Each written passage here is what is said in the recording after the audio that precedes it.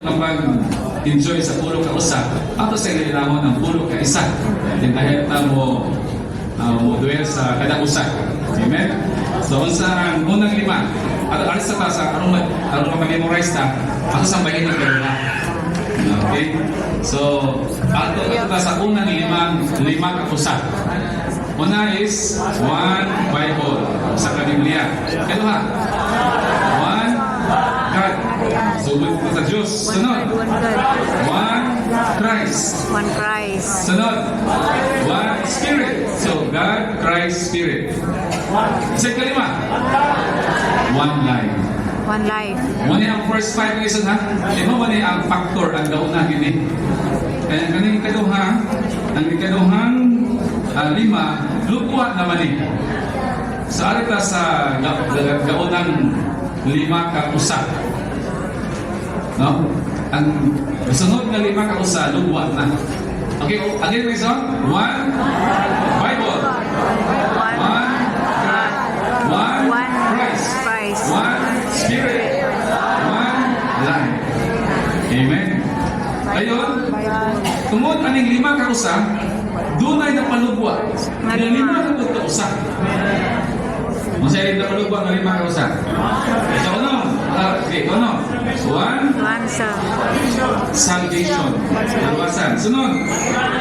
One living. Salvation living. Sunod. One testimony. Living testimony. Masaya kasi yan. One body. Masaya pulo. One city. One city. New Jerusalem. So, naman yung pulo? Next one? Okay siya sa dinagko na ni. No? Kaya kung hindi mo siya i-detalye, dahil kayong mga meaning na rin usa.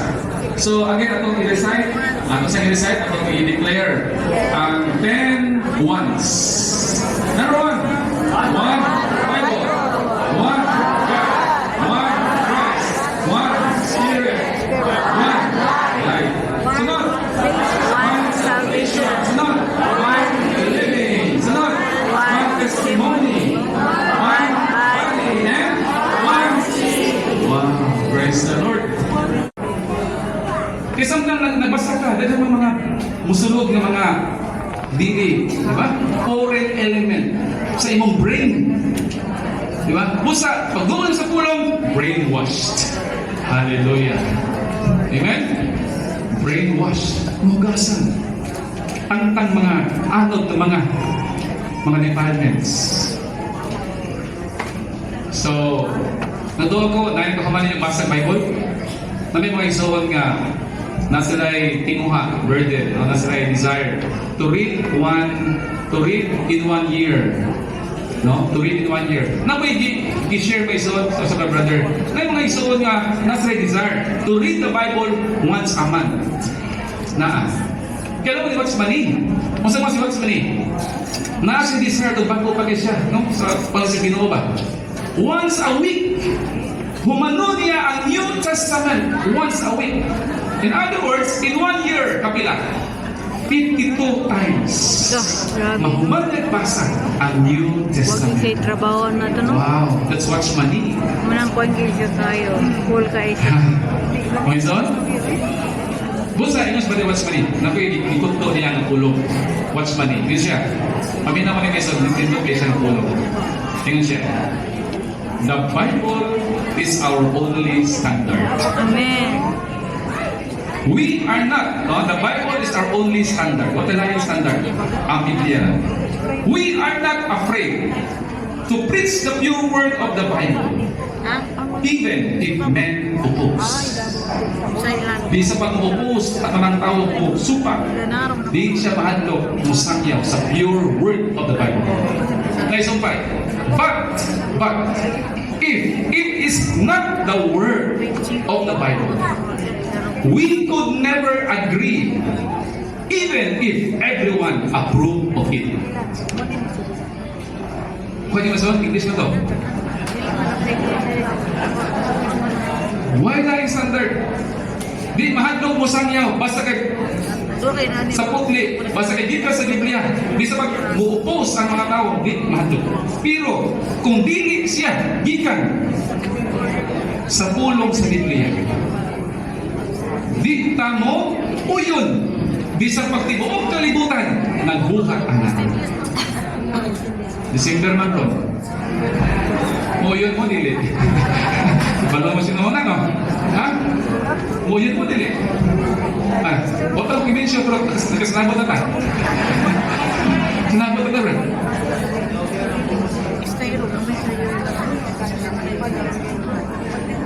No single verse. Bisang pagbasa mong itag basa ba sa Bible. Ang nitapik sa young people. Wa kay makitang single verse na nagsulti na atong i-celebrate. Do this. Ang sabi nga sa Bible, do this unto the remembrance of me. Do this to remember me. Ang sabi? To break the bread. Amen. Drink the wine. Drink the cup. Do this. Amen. So sa pa i-do this, ayaw nang ilahan tibok adlaw, no? Do this. Amen. Happy Lord's Day. Kamao po, no? Really happy New Year. Happy Lord's Day. Merry Lord's Day. Merry Lord's Day, ha? Okay, do this, man. Okay, so salamat na itulong. All scripture is God God's word and profitable for teaching. Amen, teaching. So, sa ikaw Reproof. correction. Correction. Ang tawag yung suhon. Sama sa mga mago, they were corrected. Now by the scripture. Hangtod kay na-correct mo sa scripture, nakaabot din sila ni Christ. Diba? Salamat, no? Mapakorek kita may so, no? For correction, for conviction, for instruction in righteousness. That the man Of God may be complete, fully equipped for every for every good work. Amen. So, base atong luwan mga ison, pagilo na sa luwan. Magpayadro mo sa luwan, no? Napoy timuha ka mabasa sa Biblia once a year. Muna yung ibutang ng ison na may mga bago, tubo. Iunin niya ang compilation.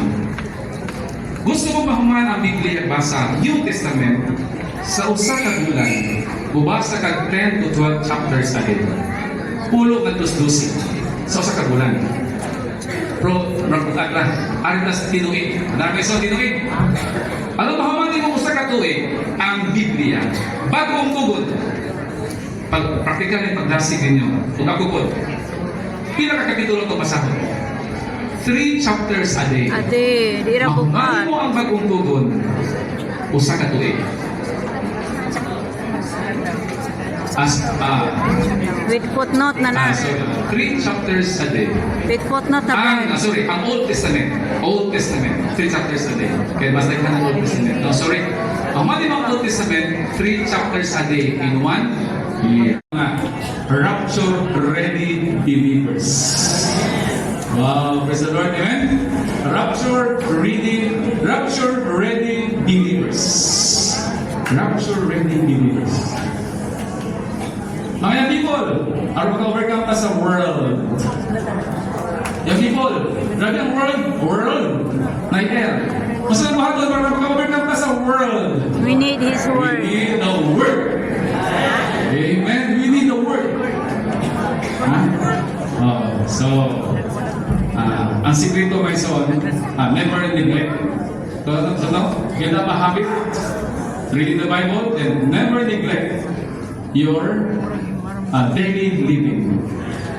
Asik ka na daily living, ikan sa habit. Ang habit na mo mabasa Bible, mahimong limon daily living. Sa si Brother, pamilya kayo ng words sa ministry, never neglect your daily living because it builds up your habit. So, anong daily living? A day of enjoying the Lord. Amen, no?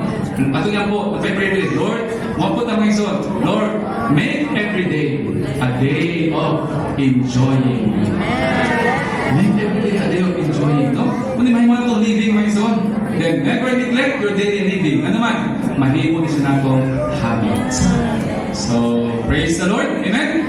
Kaya the Lord, magkasihan tas Ginoo. dugang tagudol sa throne of grace aron makadawata og receive mercy and find grace for timely help. Usab nga so dili magkaluya kay igo ang grasya.